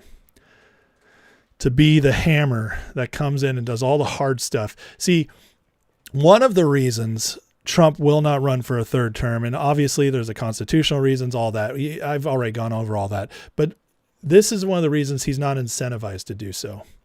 Because Trump has to be able, these next 3 years, to be the bad guy at times. And after the midterms, when he doesn't have to run again, Trump's going to even ramp it up more. Because he knows the mission comes before the popularity. There's a reason Trump doesn't placate the people all the time and try to keep his Trump's a master at this. If Trump wanted, his approval could be 55%. He knows how to schmooze with the best of them. He would know exactly how to get it up there, but that's not what Trump's interested in. Trump's actually pushing forward, and that he's okay with being unpopular. Going forward after the midterms, he'll ramp it up. And he knows that he can be the fall guy if he needs to be. But I think he'll be so successful, he'll actually be more popular by the end of his term. But if he's not, it's because he caused a big old mess and the people just did not fully understand it. And they'll be okay with whoever's coming next. And speaking of who's coming next, some new polls came out today. And Jeff, you're not going to like this one, but I love it because I think J.D. Vance is amazing. And all the nonsense about him is just wrong. But Vance is at 68% among Republicans. Okay, so this is GOP nomination, Rasmussen poll. 68%. And the next closest is Rubio, 10%. And Ted Cruz is thinking about running. DeSantis, 9%. These people have no chance. It's going to be Vance in a runaway. 68% is insane. It literally means that most of the Republican Party is already loves the guy. It's just like, this is who we want. And so he will be the next president. He will. And he's going to be an incredible president. We have this, and this is after the psyop of the last few weeks. And with the crushing attacks on Trump and the administration, the all-out assault, and yet Polymarket still has Vance at 30%, the next closest person, Newsom, at 18%. I mean, that's crazy. Even with all of that, which just happened the last few weeks, the all-out psyop, it just tells you that there's something on this man as well, because there's nothing special except for he does a great job. He carries the American message. He knows exactly how to help the people. It's because of his background. It's because of where he comes from. He knows how to talk to the people. And I truly believe like he's going to win in an even bigger landslide than Trump won. And then there's this. This should give everybody hope as well on purging the Republican Party. Currently, 51% of Republicans identify as MAGA instead of Republican. That's huge. That's what we want to see. Because the old Republican Party needs to die. It really does. And what births from that is this new MAGA movement. And you can see it's already happening, and it's only going to continue. Now, this is really interesting, though. Look at this. Right now, MAGA is the young and the old. And interestingly enough, the millennials are the most traditionally Republican. Now, how crazy is that? I did not see that coming. But Gen X, the boomers that are Republican, are more MAGA, and Gen Z, very MAGA. That's the future right there. So bye-bye traditional Republicans. Bye-bye uniparty. This is the future, and it's here to stay. Okay, let me move on. We need to talk about Venezuela before I go tonight, because this is really ramping up. Chuck Schumer today, they're showing you how scared they are of Venezuela falling. Now, Venezuela is... by the way, guys, I'm going to finish this. I want you guys to know, because I haven't been looking at the chat much.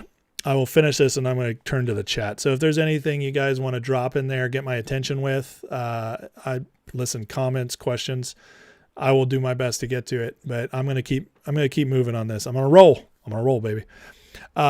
So Chucky Schumer is showing you how scared they are.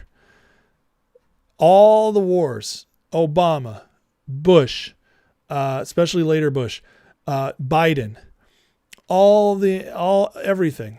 Even when we struck Iran, which we didn't get involved in, we just struck and left, which everybody said we want to do.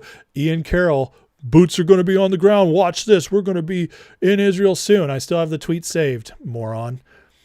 These guys are always wrong. They're always wrong. But Trump did exactly what I said he'd do. In and out. But Chucky Schumer, watching Venezuela, now he's raising a stink. If Donald Trump continues his actions against Venezuela, we'll immediately file a war powers resolution and block the deployment of U.S. forces to Venezuela. Immediately file a war powers resolution. So why so scared of Venezuela? You guys know why, because I told you. That's one of the last bastions, along with Ukraine, of where the deep state hides a lot of its operations, where it runs a lot of its stuff through. And then also the ties to China and so on and so forth. But they lose Venezuela. They lose their drug running. They lose a lot of their money laundering. They lose Ukraine. They're losing the money laundering, their human trafficking, their biolabs. It's all falling apart for them. They hid it in all these failed states. And Trump knows it. The election stealing going on down there. Look at what Maduro did today. Tom Luongo posts, and you wonder why the CIA and their fellow travelers are full and start the Civil War now panic, because Maduro has everything on all of them. Problem has been that Trump didn't have real leverage over him until he made moves he's made militarily. The Lawbertarians are right. This regime change war began the overthrow of the CIA's rule in D.C. And here's what Maduro came out to do today. This has been all over the place. Look at this. This is pretty wild. Utilizar la campaña de la administración Biden sobre el tema del Tren de Aragua. Yo sobre eso tengo una posición muy clara. Le digo al presidente Donald Trump, con respeto, pida los informes de los últimos 4 años del FBI y la DEA, de las oficinas en Colombia, para que ustedes vean, presidente Trump, quiénes financiaron, quiénes movieron, quiénes dirigieron al famoso Tren de Aragua, quiénes lo llevaron a Colombia, quiénes lo llevaron a Estados Unidos. Y pida los informes verídicos para que sepa que aquí en Venezuela nosotros derrotamos, desmembramos y acabamos con ese grupo delincuencial, violento, que pretendió utilizarse desde Colombia con lazos profundos con la antigua administración Biden para traer terrorismo a Venezuela. Si algo se puede decir de terrorismo del Tren de Aragua, extinto Tren de Aragua, es que querían atacar con terrorismo las ciudades del país. Y nosotros lo evitamos, mira, con inteligencia, con acción. Presidente Trump, pide esos informes para que usted vea. Se los digo con sinceridad y con respeto. I won't play anymore. It's kind of hard to read even that video, but Trump reposted that as well. Now, how crazy is that? That's wild stuff right there. It shows you it's working. It shows you Trump knows exactly what he's doing. I mean, this stuff is wild. Look, even Alex is talking about it tonight. Venezuela dictator Maduro, well, he vows to turn in all the stuff on Biden, and I gotta say, Trump pulled it off. And, when the angel came to me the other night, because, when excuse me, when Marjorie Taylor Greene left and I had to make a choice, I said, God, is it time to ditch Trump now? Well, the angel came to me and he said, watch Venezuela. So I'm watching Venezuela, and I got to tell you, I'm backing on Trump. I'm backing, because he's going to make the frogs aren't gay no more. That's what's going on. So we're watching Venezuela and watching Maduro. Thank you. I'm Alex Jones, and how does he talk like that? My God, my voice. It's really tough, but this is big news, and it's not going to get covered many places. Not going to get covered many places. It's starting to fall apart. And you can see as every one of these instances happen, that's just another domino falling. You can see why they went so hard the last month leading up to this. Why they pushed so hard with their psyops to undo everything Trump was doing and to ruin his presidency. They smelled blood in the water. And they made some moves, but it didn't get them much. It just got them some blue seats bluer. That's really ultimately all it accomplished. Here's some more Trump from Venezuela. On Venezuela, sharing this post from Trump about Elon. Bombshell video, Elon Musk might have saved the 24 election from being stolen. Benny Johnson tells the story of how Musk knew they would win the election. Appears because they identified overseas systems, machines that are going to perpetrate what we saw in 2020. Now we know why Trump's raging in Venezuela. Apparently we weren't crazy. Musk track down the IP addresses. Now listen, it's a crazy story. George Soros being the number one donor to the Democrats' DNC's right-hand man was the head of an electronic voting company called Smartmatic. We know this for a long time. Emerald Robinson's been sharing on this. I've had a lot of criticisms of Emerald Robinson, okay, because her stuff on last year's election was just flat out wrong. She got it wrong, and I really hated how she approached that, and so I haven't trusted her since. But I'll do a big but on this one. It appears, now that Trump is validating this by sharing it, it appears that her reporting on this might actually be right. So kudos to Emerald. I'm sorry I doubted you on this one, but I still don't fully trust you. But maybe it's not that you're a bad reporter. Maybe you're just emotional and get scared easy. I don't know. We'll see how that goes. I got more to watch on this. But what I'll tell you is that Trump posting this also doesn't 100% make it true. But what it does mean is that Trump wants us to think it's true.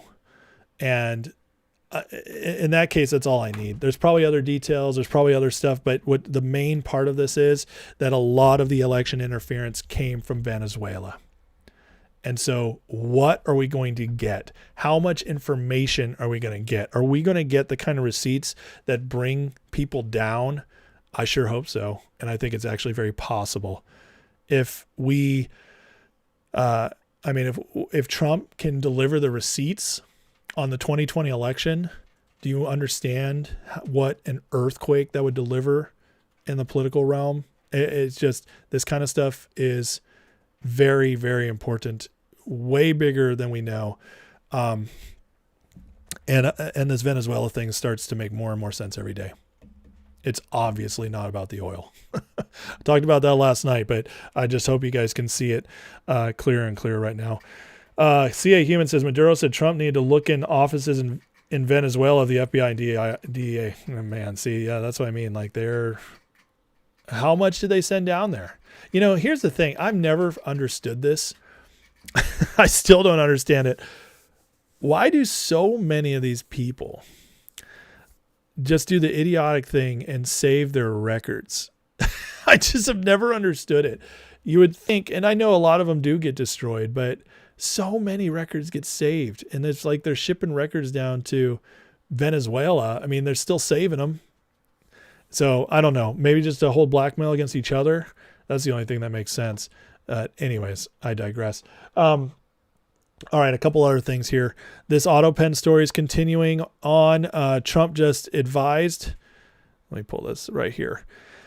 It says any and all documents, proclamations, executive orders, memorandums, or contract. By the way, this is not the same tweet as the other day. This is a follow-up. Signed by order of the now infamous and unauthorized AutoPen within Biden are hereby null, void, and no further force or effect. And this is the key part. Anyone receiving pardons, commutations, or any other legal document so signed, please be advised that the document has been fully and completely terminated and is of no legal effect. Thank you for your attention to this matter. He just put it out there that if you were pre-pardoned, sorry, see the picture of Fauci and Malay. So, I mean, it's ramping up, folks. If you ain't having fun yet, I don't know what you're doing. All right, let me end on a couple financial things for the stock market and what I think's coming, and then I'm going to get into the chat. All right, Trump, big news today. He officially announced that Kevin Hassett is going to be his nominee for the Fed chair. Hassett should get through the Senate, no problem. But this is his guy. This is other than Bessent and Lutnick, this is the next big economic guy on the Trump team. So this is huge. Hassett will definitely do a better job than Powell. He will enforce the Trump agenda, and with Hassett in control, basically Trump's going to fully control the Fed. So that's going to be fun. That's going to be really, really interesting to see what happens on that. That's going to help accelerate the economic policy going forward. And so this Powell's term ends in April, sometime before summertime, I think. And so Powell will be out early next year, midway next year, somewhere in that area. And then this is going to happen. So, and Trump at the cabinet meeting today said, I don't see why we need to be paying income tax much longer, which was a very interesting way of phrasing it. He said before, like, we should get rid of the income tax. We could replace it with tariffs. He said stuff like that sounded like more hopeful, more aspirational. And then today what he said is basically sounded like it's in the plans to get rid of it soon. No, Eric, Powell's out next year. His term ends next year. Remember, he was re-upped by Biden in 2022 for 4 years. So Powell's gone next year. All righty. A couple other quick things. I remember I told you guys the other night about debt to GDP. It's not that our debt to GDP, just to tell you guys like where we're actually with the debt. So Japan's at 215%, the highest of all major economies, and they're still surviving. I don't know how, but they are. We're at 125, which is crazy. We're almost at our all-time high, which is interesting because our debt is the highest it's ever been, but our debt to GDP ratio is not the highest it's ever been, which in war times, like especially World War II, we were much higher for a couple years. So just some, I know we have some real debt doomers. Okay. So Powell's term ends May 15th. Thank you, Lochtefeld. So I was close. I said April. Anyways, debt to GDP ratio, 125%. People who dooming about the debt, it is an issue, and I maintain it's an issue, but I try to get across the fact that it's not as big an issue as we think. There's still plenty of time to fix this going forward. So that's what I try to communicate, and I wanted to show you guys this for that point. Plus, our debt is the most valuable in the world for anybody to hold. We have the best economy in the world. We have the most production in the world. So when you put all that together, we can survive higher debt to GDP ratio than even Japan could. So just to put things in perspective, I know our debt is scary. I know it sucks, but it's definitely not the most number one problem. And that always bugs me when people are like, it's the number one problem. No, not even close. We fix everything else, and then the debt will start fixing. It's like if you were in super debt in your personal finances, and you were like, my debt is the number one issue. It's like, well, no, it's probably your car is broken down because you need to get to work, and you can't get to work without your car being fixed. Because if you don't go to work, then you don't make money. How about the fact that your kid's sick? You need to take care of that. Like the household needs to get in order, and you need to learn how to make money, and then you can start paying off debt. You don't just make debt the only thing you focus on. Well, when people are like, debt is the most important thing in our nation, it's the one thing that scares me. I'm like, really? Because we have a very sick nation right now. We have a nation that needs to get out all these illegal immigrants, to cut the crime down, to fix its healthcare system, to get the people working again. All that needs to be fixed first, and then we can deal with the debt. And so that's why the tariff thing makes sense, to send it to the people in the first year. Give us a little stimulus without inflation, because that's not printed money. That's that's money in the treasury already. And, so anyways, that's why I say this stuff, guys, and just letting you know why. And then I saw this today, which is very interesting. Investors now have the smallest allocation of U.S. bonds since the run-up to the global financial crisis. I talked to Bam for a little bit today, and he's just adamant. He even shared on X, but his model is very, very bearish over the next couple months. He says it could start in December, but they are going to try to keep it propped up for the year-end bonuses. So December we might not see much, but he's pretty sure that by the new year, there's going to be some craziness in the markets. So I trust him. I think his model is brilliant. And so I'm, everything. And then I see stuff like this. So I definitely think we're heading into something. Okay. I've ignored the chat for far too long. Let me get into the chat, catch up with you guys before we call it a night here and see what I missed. I know I chased off some people tonight when I was fiery earlier. Barbara, I'm sorry if you're still watching. Jeff, I'm sorry. I still love you guys. I was fired up. So, all right, I'm going to work my way back here. MRTKO says, did I see that Costco is suing the Trump administration to pause the tariffs and refund payments?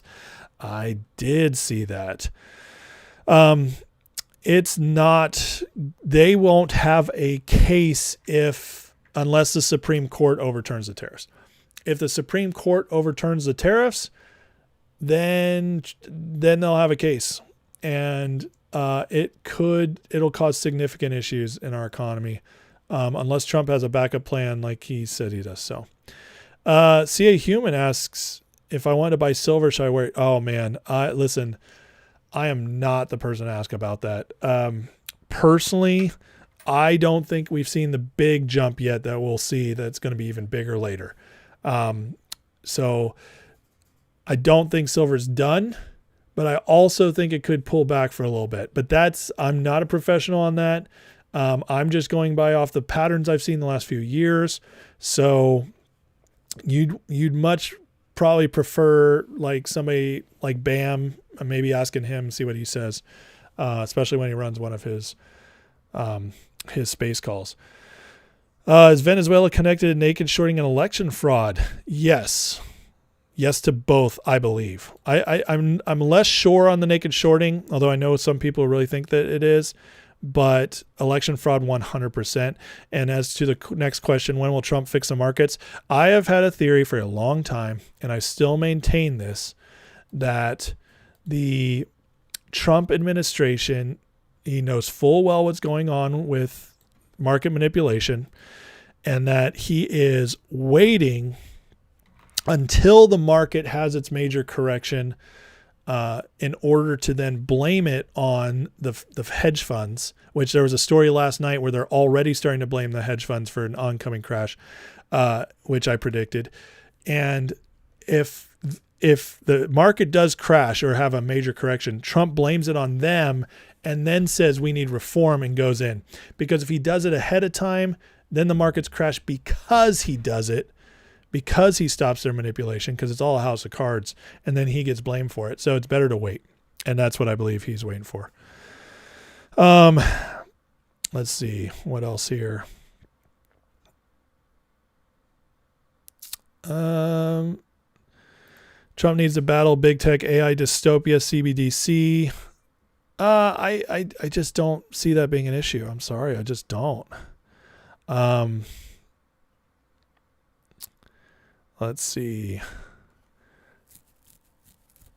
Tim Pool is good at vetting his information.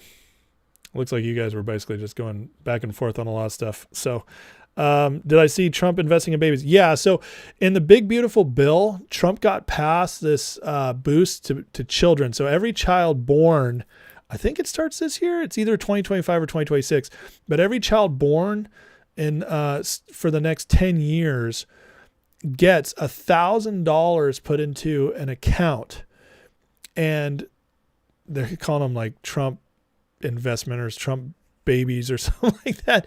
But they get this money in their account, and then you can contribute up to $5,000 a year to that account, and it'll grow in this, it's a safe investment that goes, it's like a 401k for babies. But basically, if this S&P does what it's been doing, it's at 7% a year the last few years, or over this time period that Besant's talking about. If it does 7% a year and you put $5,000 in a year, then by the time they're 18, your kid would have like $1 million or something like that. But anyways, it's really cool. These Trump savings accounts for babies. And then Dell, the owner of Dell and his wife today said that they are going to contribute $6 billion so that all children and families making $150,000 or less, if they're 10 years old or younger, they'll get at least $250 to start their accounts. And that's coming from a private donation of $6+ billion. So really cool stuff going on, just investing in the next generation. So love it. And yeah, that was announced today. So what happens when the person who makes 30,000 has 30,000 in debt begins to make 200,000? Same with our debt. We grow our way out of it. 100%. Yeah, exactly right. Foundation preacher. So once you hit, if you got 30,000 in debt and you're making 200,000 a year, your debt ain't nothing. It's nothing. It's nothing to worry about at all. So exactly right. We grow our way out of it. Heidi says, like the take on Trump in the market's new perspective. Well, thank you, Heidi. Appreciate that. Let's see. Trump can't fix markets until 26 midterms are secured. So yeah, that I disagree with. I disagree with it if a crash happens before. And I do think a crash is coming before. I do. If they hold it off until the midterms, then I agree with you. But it all depends on if the markets go bad or not. And I think the globalists, I think the deep state and Wall Street, they're going to let the markets crash on purpose to start the year, because that would make sense, because they're going to try and use it to crush the economy to kill Trump's midterms chance with the Republicans. But as always with these people, because they're stupid, I believe it'll backfire completely, because Trump has already put in place all these amazing things for the Main Street economy. So it should be almost fine. It'll get through this pretty good.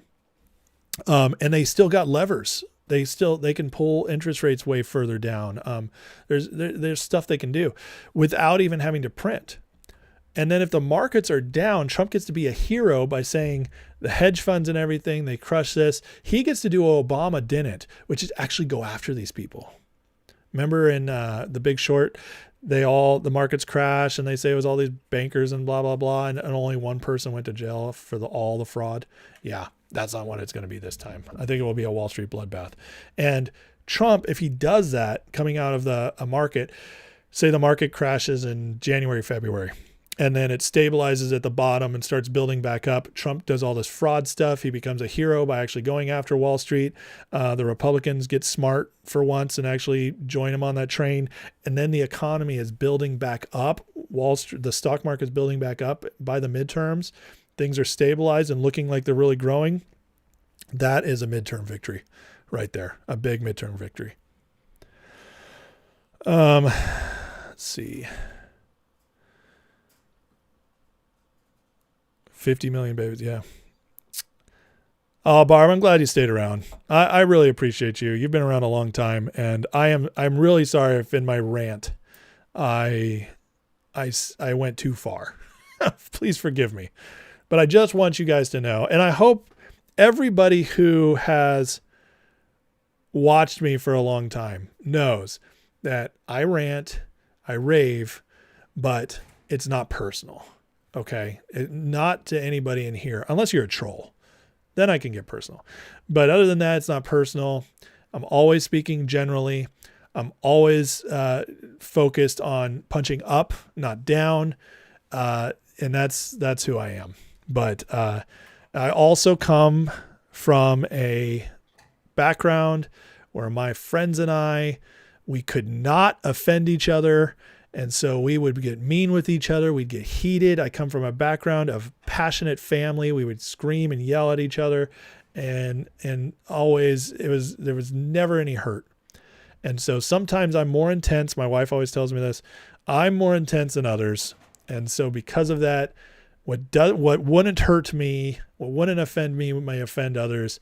And so I'm not always, when I'm here vamping by myself, I can't really read the room. So if I'm offending somebody that I actually care for, I apologize, or hurting somebody I care for. But doesn't mean I'm going to change very much, but I am letting you know that I will always work to do better. But when I'm going for it, just know that once I calm down, it's not about you. Let's see. Yeah, the Dells are donating over $6 billion. I think it's like 6.3 billion or something like that. Yeah.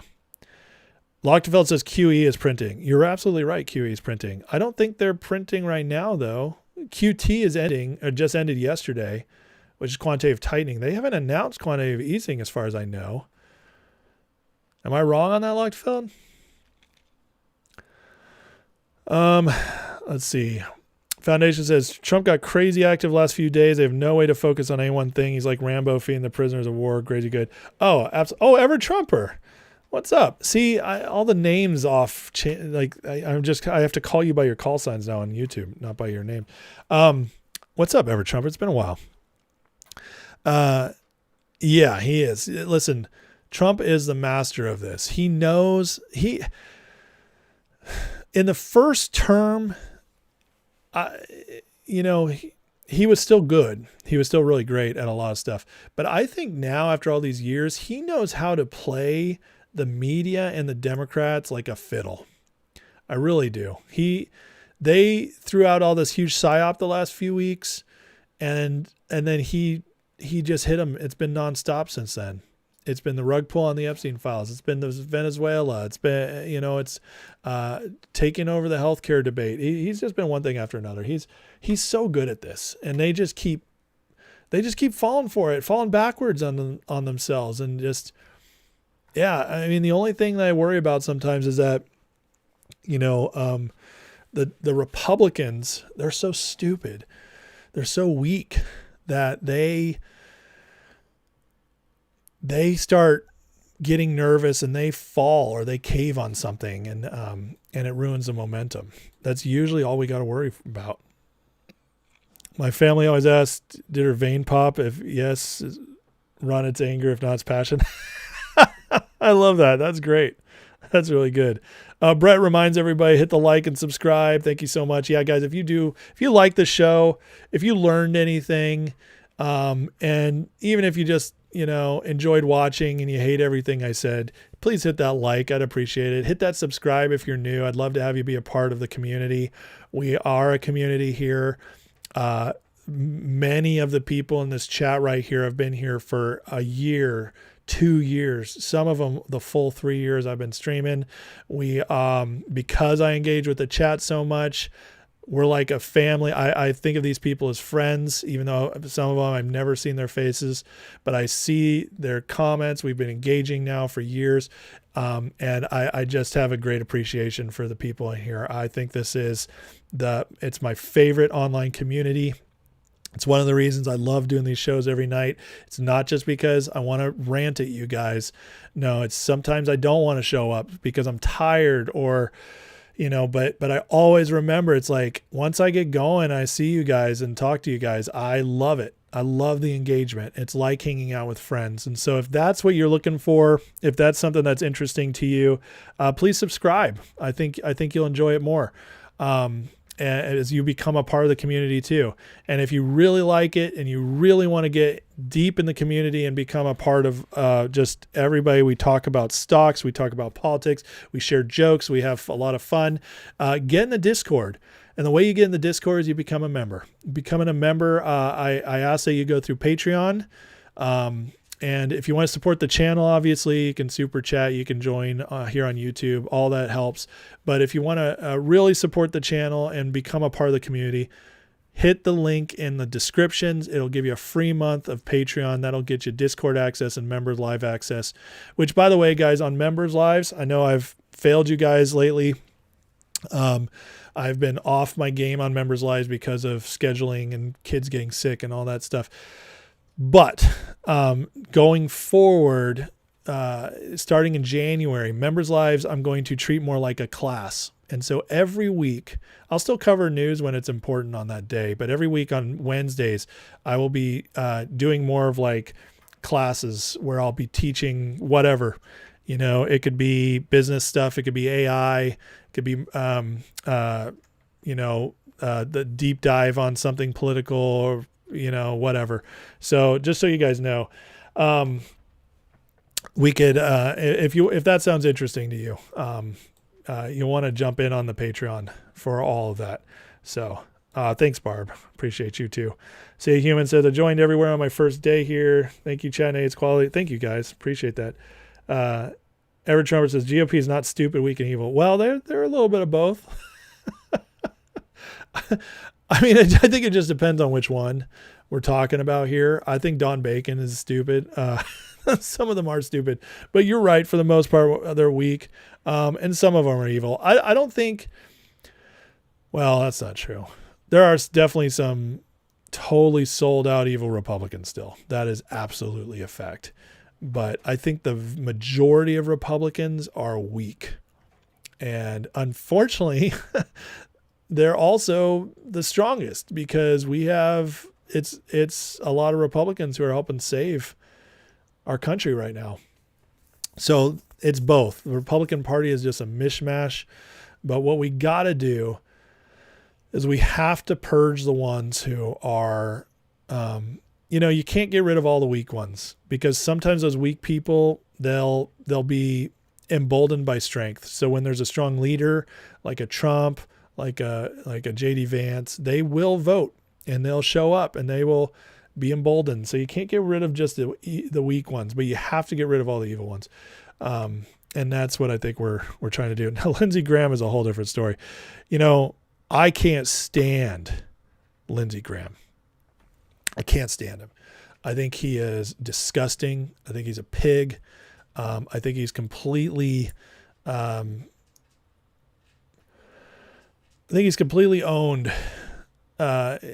or maybe owned is the wrong word. He's completely selfish. Let me put it that way. He is only a senator to enrich himself. So that's all terrible. But I will tell you something. I don't think Trump likes Lindsey Graham personally, but I think he knows he can use him because Lindsey is basically to the highest bidder.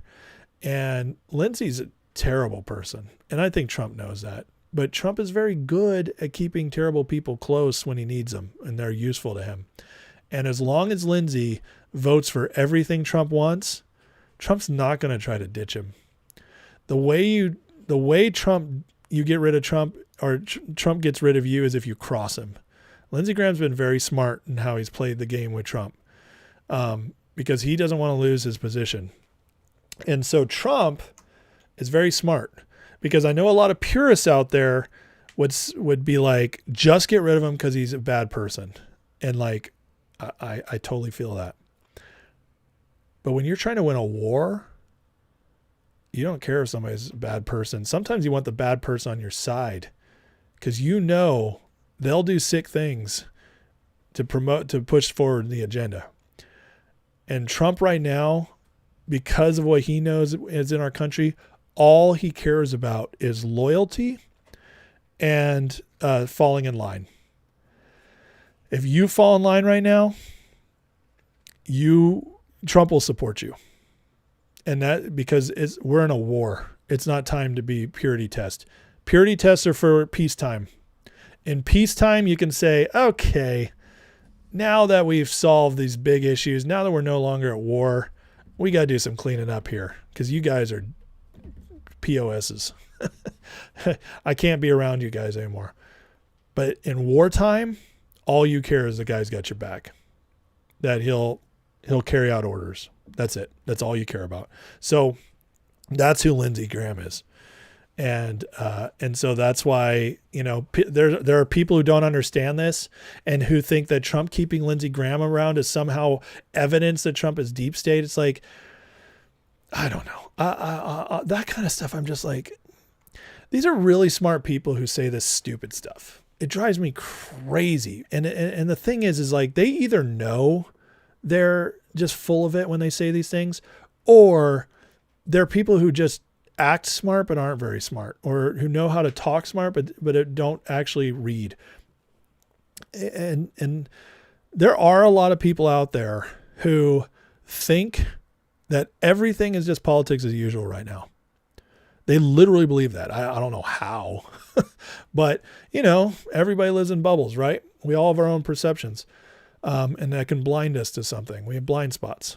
Well, a lot of people have a blind spot to what's really going on. And they somehow think this is the same old thing. It's just another trend. It's just, this is just another Republican administration, despite the overwhelming evidence to the contrary. They don't care. They do not want to believe. It'll break their brain to believe that a lot of the stuff that's going on is much deeper and darker than just politics as usual. And so these people, they drive me nuts, because it's not easy enough to just say they're controlled opposition or something. No, some of them are free thinkers. They just cannot fathom that there's more going on than meets the eye, but it is. So yeah, Everett Trumper says Graham's an opportunist who will play ball when necessary. Otherwise, yeah, exactly. Well, he knows where his bread's buttered, and he knows that Trump is the strong man right now. And to cross Trump is death in politics right now. And because Graham knows that, see, that's what Trump recognizes about Graham, and what I dare say even likes about him. He's like, Lindsey Graham's pathetic loser wimp. He's like, but he recognizes who the big dog is. And because of that, he's my pathetic loser wimp. That's how Trump thinks of Lindsey Graham. So, that's how I look at it. Yeah. Johnson's interesting. Johnson went from being pretty pathetic Speaker of the House for the Republicans to now being one of the best Speaker of the House we've ever had. Now, that's not saying much, because our Speakers of the House have been pathetic. But other than Newt Gingrich, he's been the best Speaker of the House in my lifetime, Johnson has. And that's not high praise, because, like I said, it hasn't been great competition. But he's getting it done. Almost anything Trump wants to get done, Johnson gets through the House. He whips up those votes, man. And so Johnson definitely has his gifts and usefulness to Trump. What do you want for Christmas? Is Trump to say XRP? Good luck with that, man. Trump probably doesn't even know. Trump knows what it is. He's got David Sachs in his office, but he probably doesn't understand it. He's probably like, okay, like Trump barely understands Bitcoin. And we don't need him to. He's a 79-year-old man. He doesn't need to understand it. He just needs to put the people around him that do. And he has. So that should give you hope right there. But okay, guys, it's almost 2 hours. I went long tonight. So no, Gabbard's not status quo. I didn't say that.